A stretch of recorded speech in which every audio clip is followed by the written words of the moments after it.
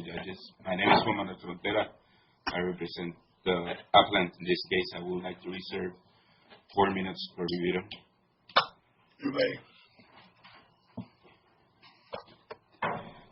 We bring this case on appeal for an opinion and order issued by the district judge dismissing my client claim of age discrimination and retaliation under the ADA and under Puerto Rico at summary judgment stage. And specifically, I want to point out to the court the specific timeline, the specific issues of that timeline that I believe the court got wrong and did not establish the specific presumptions at summary judgment stage that the court had to do. Specifically, on February 18th, my client meets with Sandra Caro, co-defendant in this case. Sandra Caro is one of the managers of the hotel Villa Cofresi, the employer. Okay? My client is the head chef. In that meeting, they were alone. The both of them were alone in that meeting. Okay? In that meeting, my client testimony in its deposition is that he was told by Ms. Sandra Caro, I believe that you are too old to work. You are slow. They say you are no longer capable of working at the line, meaning the kitchen line. Okay? You are old already. You are old to work at the line.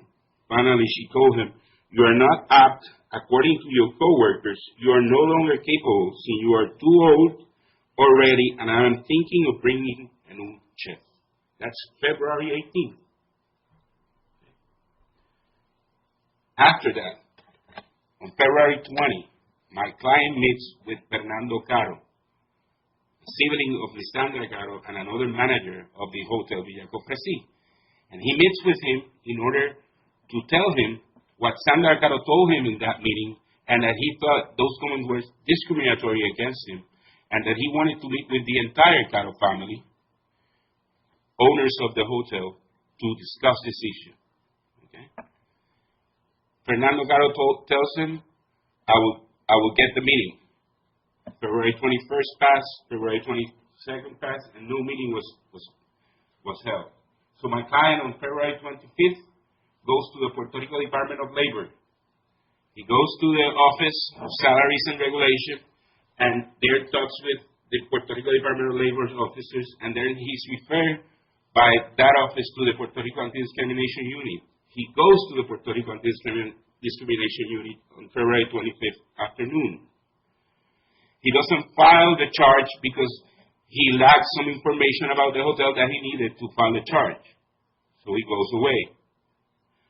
On February 28th, 3 days after that, a meeting is held with the entire Caro family and my client. In that meeting, my client once again brings to the attention of the entire management of the hotel the comments made by Ms. Sandra Caro during the February 18th meeting of him being old and slow. And during that meeting, he says, I think this is discriminatory and I'm humiliated by these comments.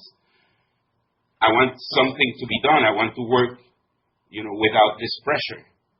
Okay, during that meeting, at some point in time during that meeting, my client's testimony is that Ms. Rita Caro brings to his attention that brings to his attention and specifically asking, why did you go to the Department of Labor? So there's testimony in the record that they knew that my client had gone to the Puerto Rico Department of Labor. Okay.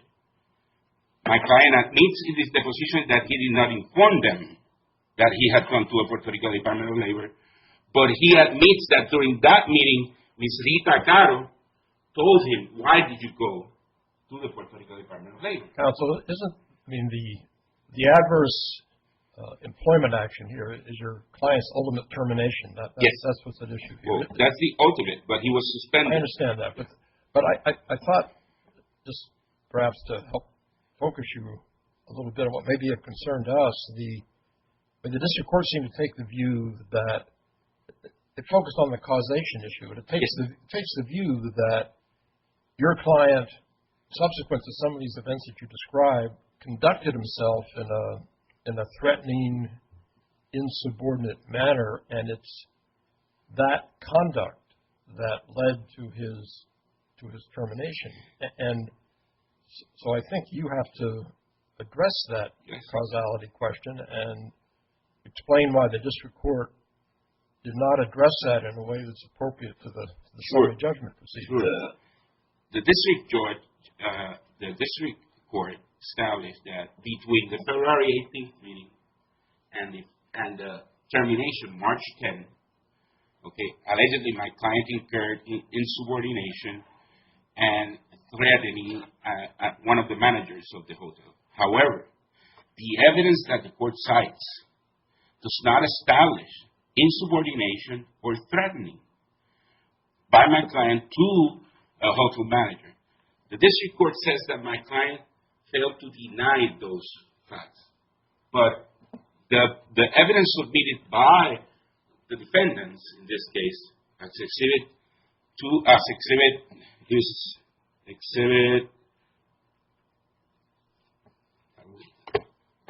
I will lead you to that right now, but it is the memorandum in which the defendants established the alleged cause of termination. In that own document, my client states that he is not in agreement with the statements made by the employer in that memorandum and he pinpoints to the context and to the things that are said that were taken out of context. On the timeline that you have, I have us going up through February 28th. Yes. Termination's March 10th. March 10th. When is the alleged insubordination and threatening action to occur? Is that in our record that we have a date? That's an issue because but in the record, is there any indication of what date that occurred on? From the memorandum, it says that it's after the February 20 meeting. Okay. But is it after the February 28th meeting? No. When you say no, that's because we know it's not after the February 28th meeting? Yes, because the February 28th was the last day he worked. Because when he returned on March 2nd, he was suspended. And he was suspended. So your contention is that the record would show that the insubordination and the threatening activity, which was the supposed non-pretextual ground for termination, occurred prior to the February 28th meeting, at which you say the record will show that the employer made specific reference to him having brought the discrimination claim. Yes. And on that basis, you say there's got to be a dispute of fact as to what the real basis for the termination was. What the motivation was. Okay. Apart from the ageist comments made 20 days before the termination by the decision maker. And apart from the fact that none of this insubordination and threatening was brought forth to my client on the February 28th meeting. Now, just on this point, this all hinges on the February 18th statement by Carol is that the statement that the district court excluded, or that's not? No, that's uncontroverted. Okay. The statement made by Sandra Caro to my client are not controverted. And the statement that was excluded occurred when?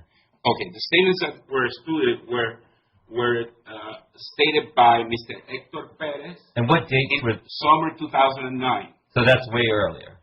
Well, it would be within the time frame of the charge. Right, but this is much later. This is 2010, February 2010. So this is, you think, the key period, though. Even if we decided we didn't have to look at that statement, you think this timeline from February to March itself is enough to survive summary judgment? I think that the comments made by Sandra Caro on February 18th are enough. However, I think that the court erred when dismissing the other statement. I will address our claim of discrimination. Okay. Now, there's another thing. There's an arbitrariness to the decision to terminate my client because it is suspended he's suspended on March 2, 2010, March 2nd, 2010, because of insubordination and threats that allegedly happened between February 20 and February 28.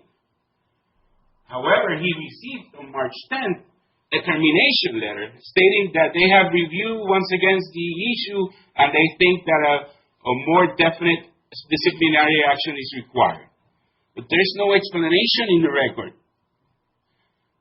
about why they think a more stringent disciplinary action is required.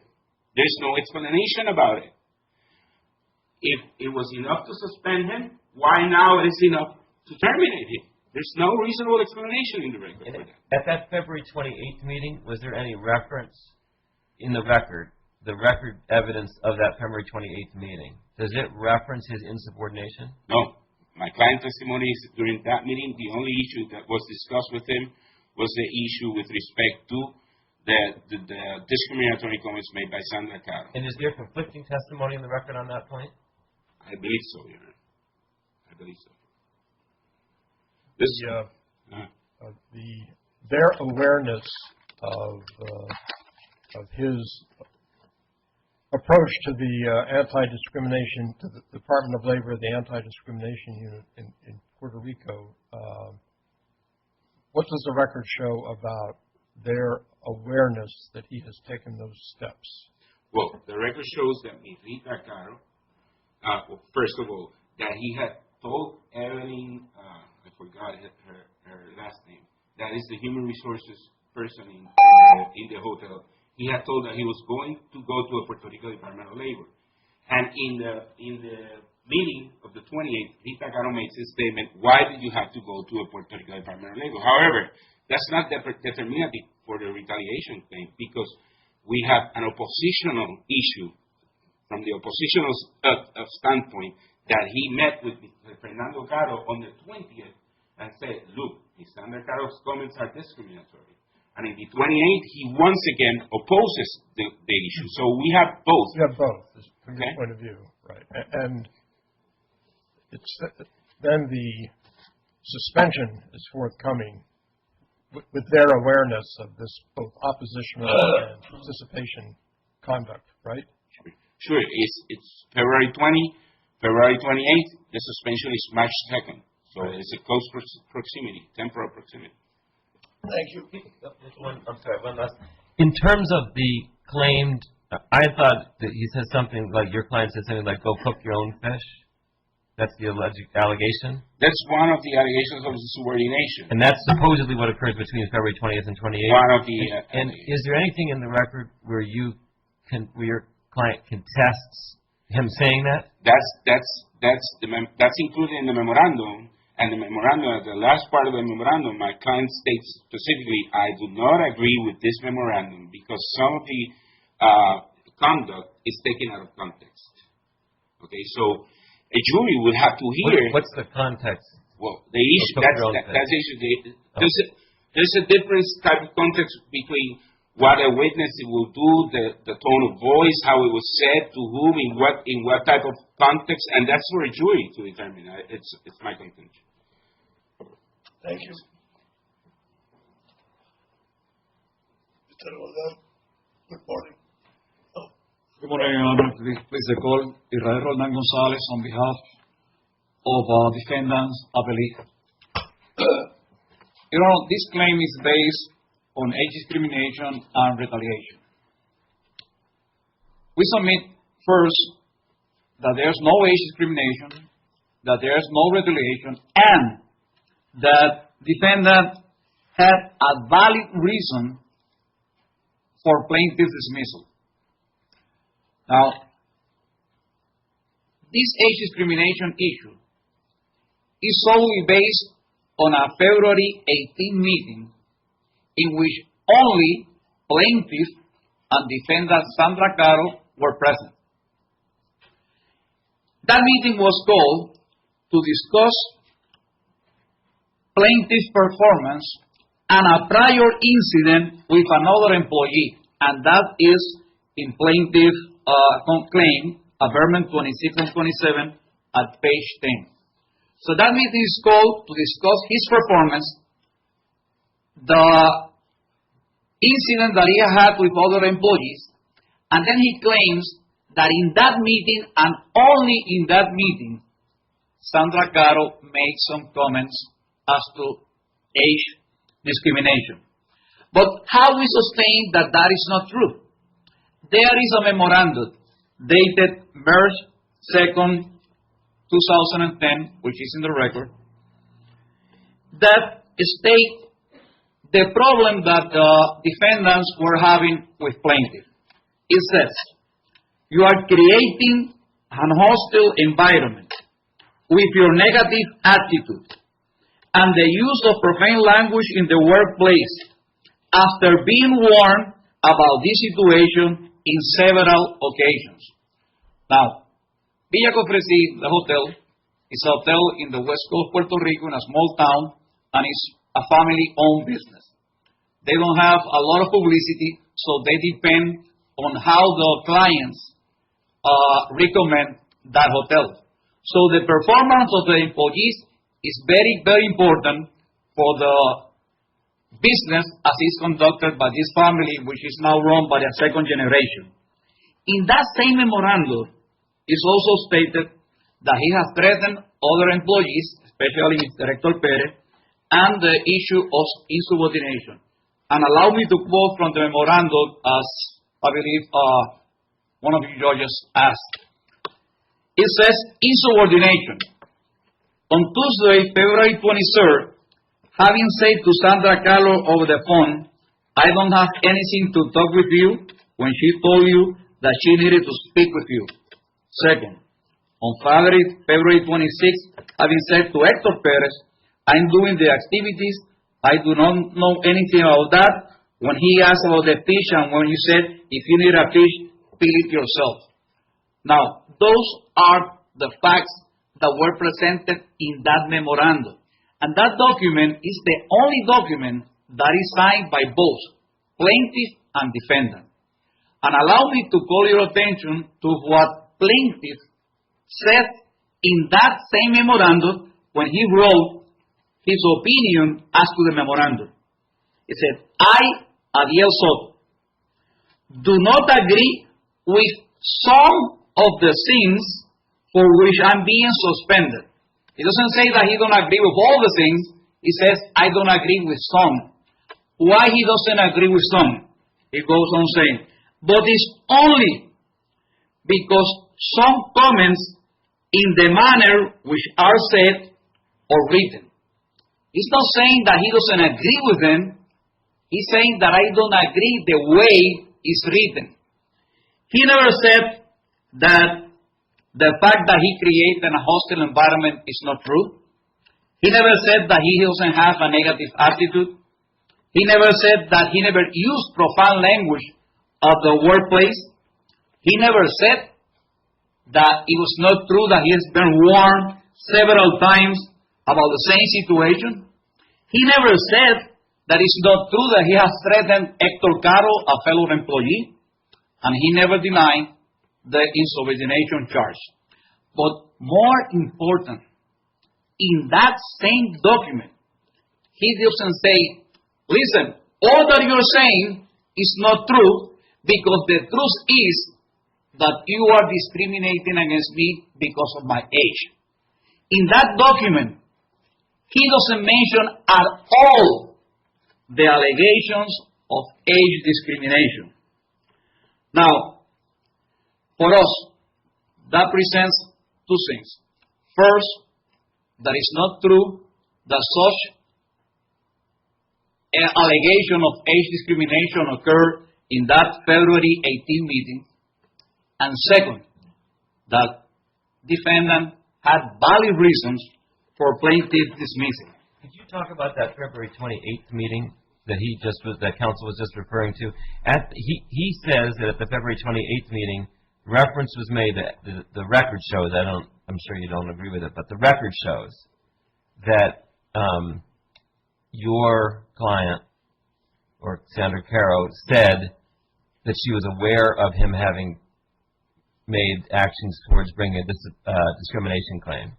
And second, that the record will also show that at that meeting, at least there is some testimony that no reference was made to his insubordination at that February 28th meeting, which postdates the incidents you're describing. Could you just comment on that? Yes, Your Honor. That record is limited to plaintiff testimony. Yeah. He's saying that... So the record will show that there was a February 28th meeting following the incidents of insubordination, at which the record will show that the plaintiff contends he was told at that time that he moved to file a discrimination claim and that no reference was made to his insubordination. And then the next act we have is the termination. Your Honor, not exactly that way, if you will allow me. Plaintiff states that there was a meeting on February 25th in which he goes to the Labor Department. Now, he says, plaintiff went to the Puerto Rico Anti-Discrimination Unit to receive orientation. Now, let me stress that. He says to receive orientation as to his rights as an employee. Plaintiff also received orientation at the Office of Salary and Regulation of the Puerto Rico Department of Labor. Those are his allegations of the complaint. Now, he says, in the Puerto Rico Anti-Discrimination Unit, plaintiff was advised to prepare a letter in which he explained all the incidents he felt were discriminatory and to deliver the letter to his employer. Your Honor, we have dealt, I don't know with how many cases of discrimination, and that never happens. When you go to the discrimination unit to file a claim, to say they are being discriminated against me, they will give you a form in which you fill out that form, and that's the charge.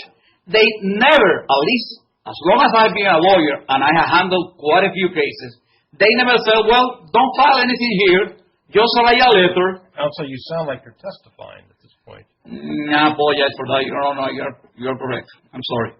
But I'm saying what my experience is. But the fact still remains, in the next averment, Your Honor, it says, plaintiff drafted the letter and had planned to hand it in the same on March 1st, 2010. Your Honor, that draft has never been presented. That draft is not in evidence.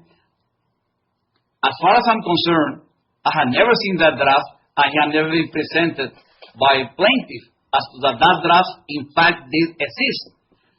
But it calls our attention what they say next. Not in the claim, because those three allegations are in the claim, but in the brief. In the brief they say at page 14 and 15, they say, and that's a different story, that on February 25th, 2010, he went to the Puerto Rico Anti-Discrimination Unit for an orientation and to file a grievance. In the complaint, it is never said that he did in fact went to file a grievance. And, as Brother Counsel said, because he lacked certain information about the hotel, he was not able to file the grievance. Your Honors, in that grievance, the only thing that is asked about the employer is the name and the address. Mr. Soto has been working there, if I recall correctly, for about 7 years. There is no way he could know the name and the address of his employer. I have to say, Pardon me? It sounds to me like I'm hearing a lot of facts that are in dispute.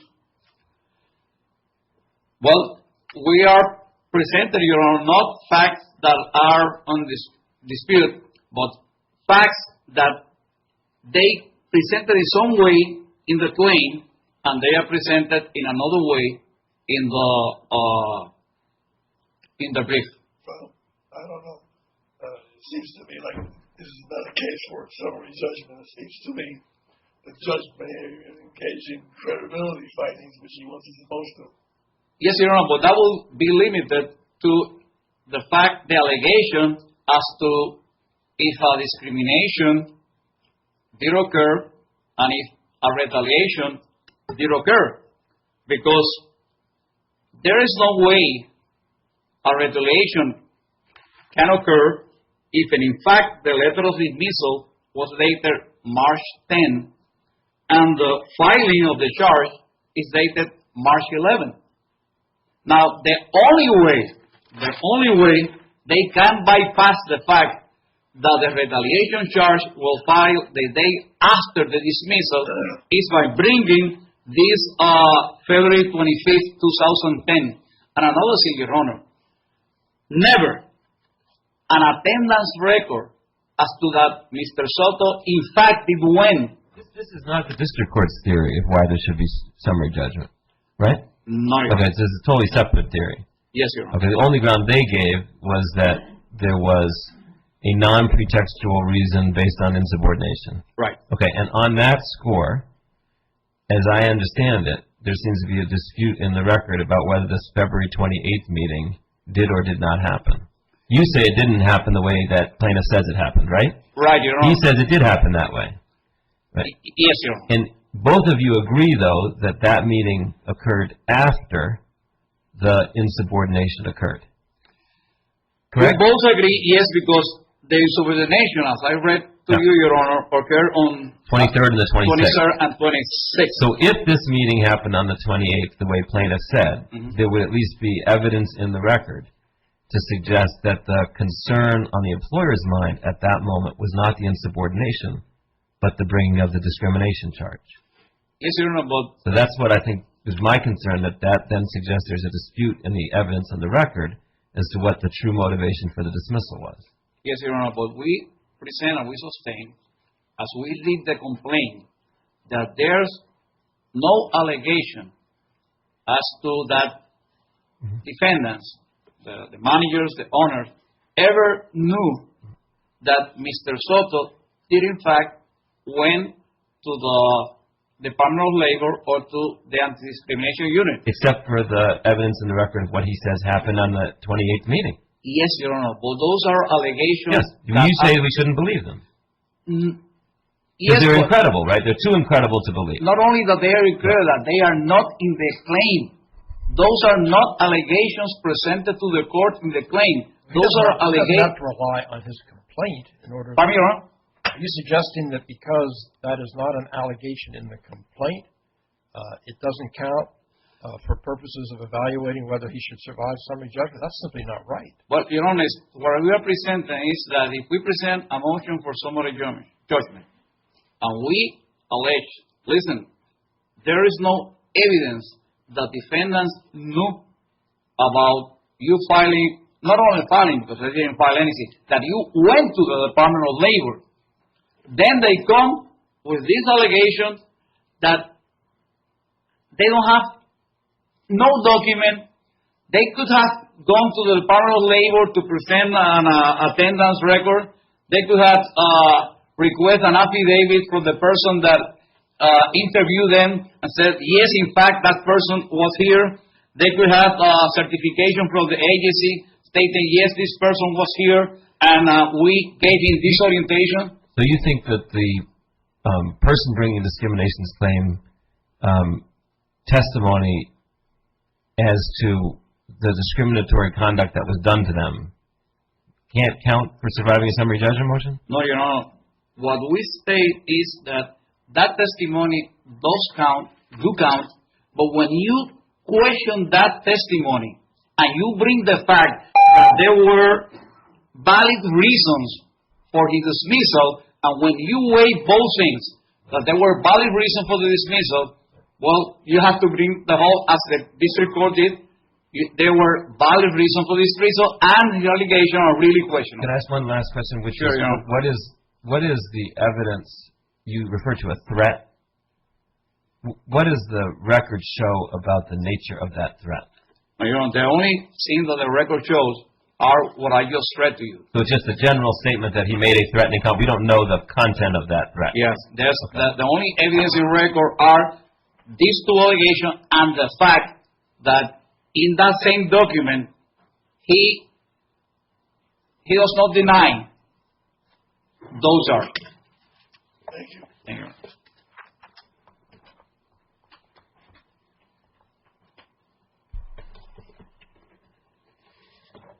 This is Attorney Romero Frontera. Just a few points. We bring to the attention of the court, in the opinion and order, at page 25 of the addendum, footnote 2, the court states, to the extent the defendant did not file a reply statement of material facts, the court shall also deem as admitted all of plaintiff proposed statement of facts that were supported by the record citations. So we invite the court to review our reply statement of material facts that were not in controversy, that defendants failed to oppose to, and that the court deemed admitted. In those specific facts, it is presented the timeline that I've just argued from February 18th to March 10th without defendants opposing them. So the court deemed admitted those facts and those issues for purpose of the summary judgment. Second, I think that the argument of defendants and the court with respect to the sufficiency of the pleadings, it is something that this court must address. I understand that the court can reverse the summary judgment without entering into those issues, but it's an issue that is coming again and again for plaintiff in the district court, where it says if you did not allege the specific facts in the complaint, you're fleshing out a new claim in summary judgment, and that is not true. These are two different issues, and this court has issued opinion and order after opinion and order establishing that you don't have to state a prima facie case in your pleading, that in your pleading you don't have to include all the specific facts. Because the record is not... suggesting that there's something in our opinions that has created uncertainty? No, I think the opinions are very clear. But the courts, the district courts... You'd like us to say it again. Because in Rodriguez Vives versus Puerto Rico firefighters, Garayal de Arjijos versus Puerto Rico Municipality of Carolina, Morales, the case of Morales also, this court has stated. But the district court in this case, based on the decision of Fleming, established with the issue of the statement made by Hector Perez, that because we didn't mention those statements in the pleadings, he struck them from the record. And this was something that was developed during discovery while my client was being deposed by the defendants. In questions from the defendants, my client said, because they asked my client, did anyone else from Ms. Sandra Caro made any discriminatory comments? And my client said, well, yes, Hector Perez. So when they filed a motion for summary judgment, they knew about that. It's not a surprise. It is not something that comes in our opposition with a statement of under penalty of perjury by our clients. It's something that the defendants knew throughout discovery. It's not a surprise, and it's not a fleshing out of a new claim at summary judgment stage. With that, if the court does not have any further questions, I will submit my case. Thank you.